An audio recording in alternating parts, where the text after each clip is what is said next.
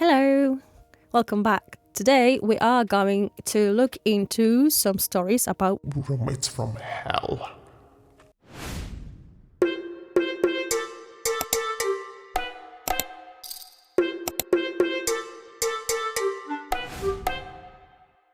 the very first story is simply called Roommate from Hell. As usual, you will have the details of the creator, name of the OP above somewhere, one of those corners. For reference, I am a 40-year-old female nurse with a 30-plus year career in medical field. I had a woman move in with me 2 weeks ago around the same age. I never ever dreamed I would be going through this in my whole life. She told me she was an Uber driver, which was fine. I never had her sign any agreements and she paid me for the rest of December, prorated.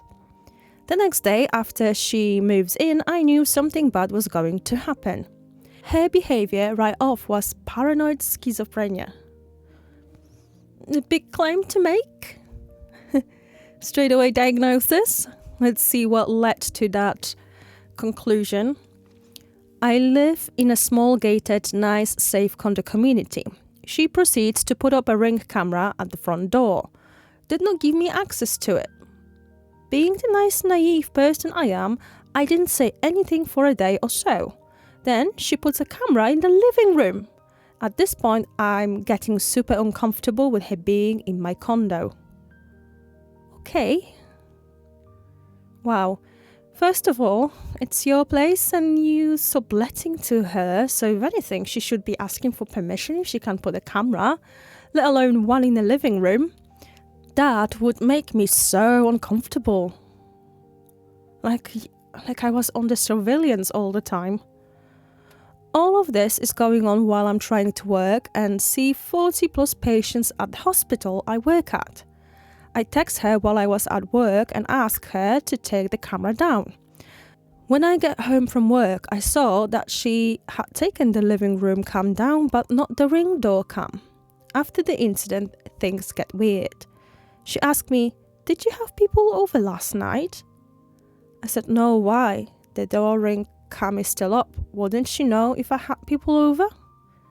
"I've never had anyone over. All I do is work and come home, eat and go to bed." I said, "No, why?" She said, "Some of my coffee pots were missing." I was thinking, what the F? She had been counting my coffee pots? Yeah, that's a bit weird, isn't it? Why is she doing this? And also why she's asking me the question. She obviously has a Ring cam. Okay. I think I know where we're going with this and your assumption about her mental health status.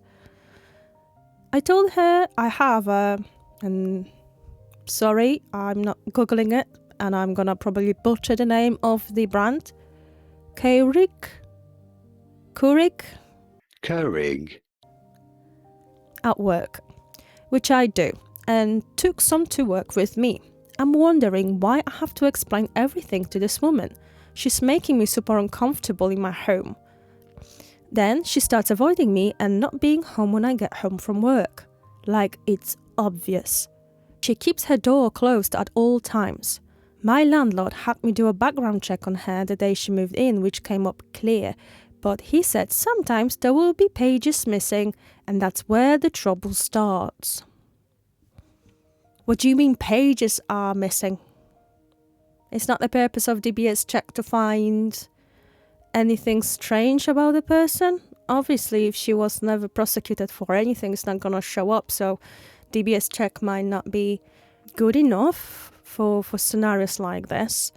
To be fair, that reminds me of my story of my own, when I used to live in the shared houses for quite a few years, and I wasn't responsible for letting people into the property. That was landlord's job, so they had to do DBS checks or whatever checks they needed to, like financial, to ensure they can pay their rent.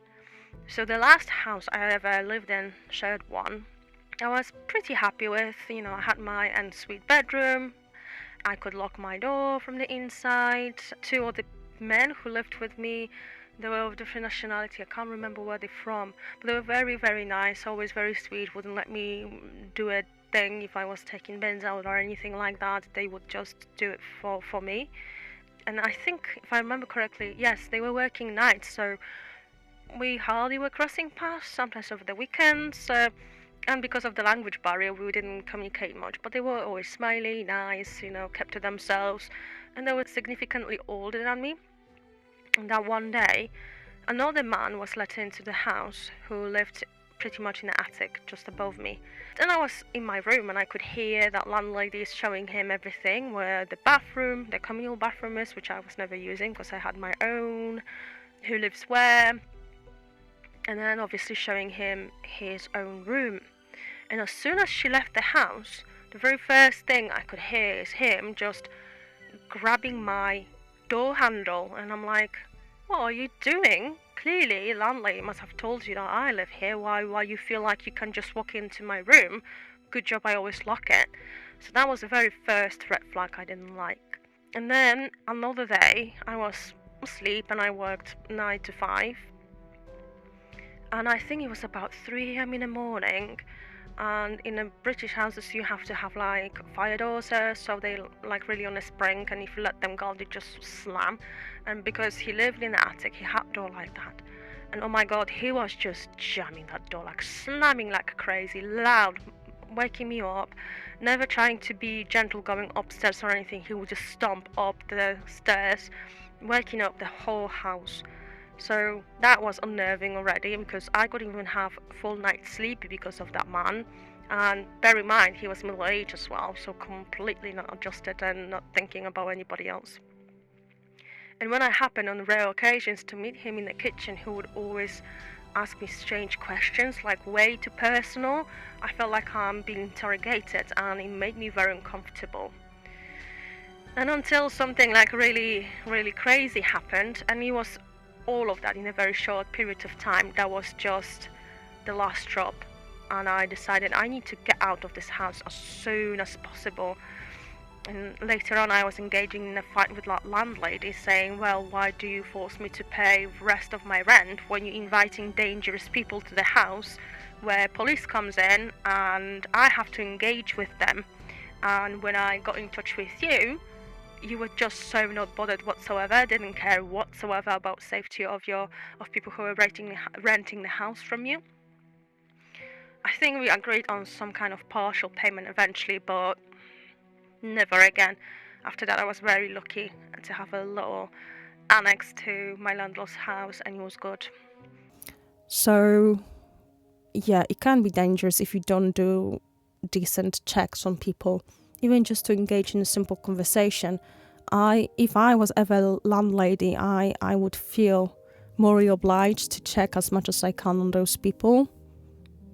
Probably that's why I never considered having a property just for the rental. It's too much of a hassle, and no matter what you can do, sometimes you can avoid situations like that. And maybe I'm misjudging that landlady. Maybe she did check, and he still turned out to be a bloody psycho. But that's enough about that rant. Let's carry on. The day she moved in, I asked her why she needed to leave her current dwelling, and asked her how long she had lived there. She told me her roommate was putting something in her shampoo to make her hair fall out, and she is suing her. This is a strange story, I thought. She also told me her roommate was doing cocaine. I said, did you see her doing coke? She says, no, she could just tell. How can you tell that somebody is doing coke? Unless you know that person very well, you will not see the change in the behavior. After the camera incident, I want her gone. I do not have time for this childish bullshit.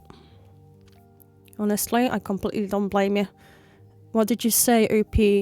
You're almost 50. You don't really need to be dealing with stuff like that. She told me she lived with a roommate for 2 weeks. After about a week or a little more, I'm done with this. I asked her to leave and she doesn't. She's sending me paragraphs of text messages while I'm at work, threatening to call the police. Threatening to call the police? Why? Why did you do? I'm so busy at work, I don't have time, nor I want to respond to this shit. All I said was, please do. After a couple of days with no police coming to take me away, obviously, I see she had moved some boxes out while being on the phone with someone so she doesn't have to confront me. Thank God, I was thinking. I have never in my life had to deal with someone like this. The next day, she's still here. I come home from work and put the rest of her things outside and have a locksmith come change the locks. Very good move, OP. I hear someone knocking at my door. It's her and the police. I invited them in, but not her. I can see the officer is seeing just how dumb the situation is. He let her get some clothes out of the dryer and I thought it was over. Now, an office has called me while I was at work and says she has put a restraining order on me, but it got denied. Yesterday, I got served to go to court Thursday. I'm having an out-of-body experience right now. How can someone be this crazy? Has she done this to other people? On the papers they served me, she's accusing me of stealing her clothes, coming at her with a knife or blunt object, and stealing her shampoo. Obviously, shampoo had to come up again. And being on drugs so bad that I was drooling in my drink. What the fuck? All false accusations. Her clothes would be way too big for me. I have special expensive shampoo for my hair. My things are much nicer than her things. I wish I'd had more time to find an attorney and I can't believe this. I went to 4 law offices yesterday and they were all closed. I'm just dumbfounded at this point and no, she doesn't have any proof of any of these allegations against me. Thanks for letting me vent and sorry this is so long but I'm almost about to break. Wow. Scary world we live in. With people just looking to take advantage of you. I don't know, maybe she's just con artist and that's what she keeps doing. That's why she keeps changing the houses. She found probably lucrative way of getting the money from people easily. So, suing them for stuff. They want to just maybe brush it under the carpet and not to deal with it anymore. Pay some silly settlement and she moves on to the next victim. But I hope, OP, you are not going to do that and you're going to fight your way back. Hello, sorry for interrupting our normal scheduled programming, but I just wanted to remind you to press like and comment and especially subscribe to my channel because vast majority of you guys are actually not subscribed and I don't want you to miss any new videos if you enjoy them and you would massively support my YouTube channel. So please don't forget to click that button. Maybe you thought you already did, but you haven't. So yeah, thank you. Back to me. Let's see what comments say. No one below is actually responding to your situation. I'm assuming they must have been comments that weren't maybe useful to give you some suggestions how to deal with the situation. You need to be sure you attend that hearing in court. Feel free to verify that the paperwork and dates, etc. is legitimate. You need to bring evidence that it's not likely or reasonable that you would steal her things, mess with her shampoo, etc. An example might be your work hours, schedules, and note from your boss. 12 hours nurse worker is unlikely to have time to rummage their roommate's stuff. You can also document bullet numbers, etc., like in the paragraphs above, what odd behaviors you've seen in her. Some people are odd and quirky, some are disordered. Well, either of them actually fits. Oh my, and OP responded to that comment, I'm professional and definitely plan to go. The officer told me her allegations are outlandish. Of course, you can't have any blemish on your name, especially when you work in the public sector and dealing with the patients, taking care of their health. You don't want anything like that to put any suspicions on your name. This is ridiculous. That woman, the roommate that moved in with OP, potentially could have done a lot more damage to our OP, which is horrendous. Another comment, I'm 51 and work 4 days, 10 hours a day and 8 hours on Friday, so I work and sleep throughout the week. I'm clean, quiet and don't do any partying. I've been in recovery for 6 years. I'm certified peer recovery specialist. Also, I'm from Dixon, so I don't have or know a lot of people in Nashville. It sounds like an advertisement. Awesome, you sound like a good fit for me. And then another one, I send you a private message with my info. Careful, OP, you still read it. You don't know who you're dealing with. But yeah, funny. Another comment. I just got rid of an absolutely bananas roommate myself. I've been renting rooms in my rental for over 10 years and this was by far the worst experience, which says a lot. The cops were basically useless after she threatened to attack me and threw some of my stuff around the house. I'm glad she's at least out of your house. The courts will probably dismiss everything, but make sure you show up. You might want to do a quick drug test as evidence. That's actually a really good piece of advice, to do the drug test. And then under the comments from OP, I'm still in disbelief how quickly this happened to me. I'm definitely going to be there. Can't wait till it's over. And under that comment, seems like we've got sub-story from one of the Redditors asking for some advice. Let's dive into it. Honestly, I want your thoughts on a dude I recently had for a roommate. Like, he would say some off-the-wall shit. He left 2 days ago, but when I let him move in, he told me about the job he was recently let go from while living in Arkansas. Probably my first red flag, honestly. And he said they were trying to induct him into a sex cult. I was open to the idea of the possibility, but skeptical. Figured it was just a story. What? Is he saying that his previous employer was trying to get him involved in a sex cult? Let's carry on. Fast forward to when he moves here, we are going to yard sales and stuff. One of them was near a park. He starts saying, those people over there are having sex. I looked over and saw a dude and a lady just talking, maybe hooking at some point. I informed him that they were not having sex, but that he swore they were. I shrugged it off as him messing with me. Yeah, what an odd thing to say. What, in this case, in case of that guy, in what distorted reality do you live? Are you wearing like a special glasses where you're seeing everybody just having coitus? What the hell? Fast forward some more and maybe a few smaller incidents like this. Then he gets a job and starts saying how the manager there is harassing the girls. I don't know. I wasn't really paying attention to this part. He quits that job randomly, gets another job and gets fired in about a month and a half. After that, he tells me what the employees there were always having sex with each other everywhere. The fuck? At this point, I'm like, what the fuck?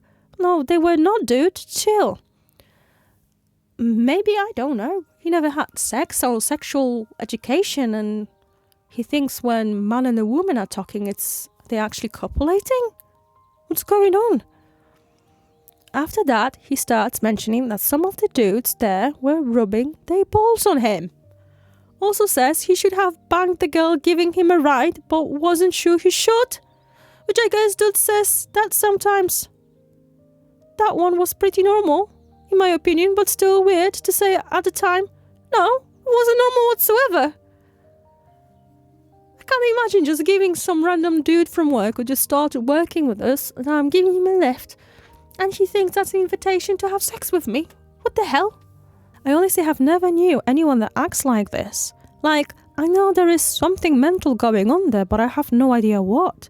He did not really say anything more about it after the last time when I just straight told him, I do not believe that is happening. Not saying it's not, but I personally don't believe it. Is this some type of mental disorder or something? Really weird. He ended up just up and leaving and not answering any calls or messages from me or the remaining roommate. The same night my shit roommate left because he couldn't get away with stealing anymore. Stealing? What stealing? What? I don't think he was dangerous, but that is definitely something weird in my opinion. I would not be surprised if he is telling people right now that I was trying to sleep with him, lol. Yeah, he definitely is saying people you were trying to sleep with him. That's why he up and run, because he was so terrified. I never heard about mental disorder like that. Have any of you? Can you let us know in the comments section if you ever heard of something like that? Because this is so strange. And LP commented, what's his name? I have a guy wanting to rent from me, but he seems really level-headed and he is a chef. I'm only renting to professionals since my crazy incident. Also, background check is a must.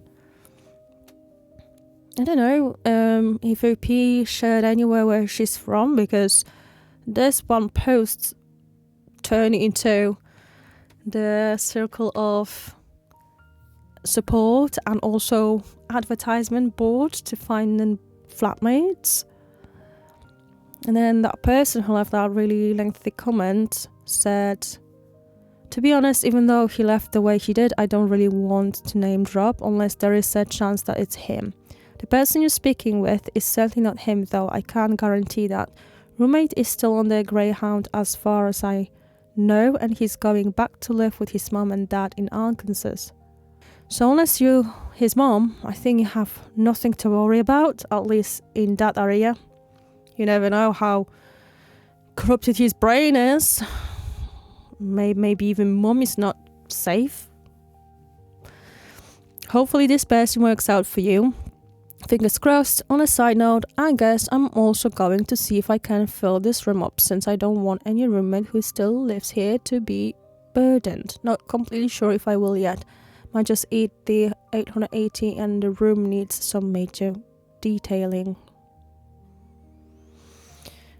Oh god. I don't know if I was more moved by crazy lady from the OP's stories or the commentator and sex copulating people everywhere on the streets guy.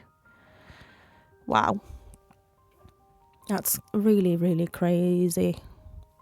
Thanks for watching. See you next week. Bye.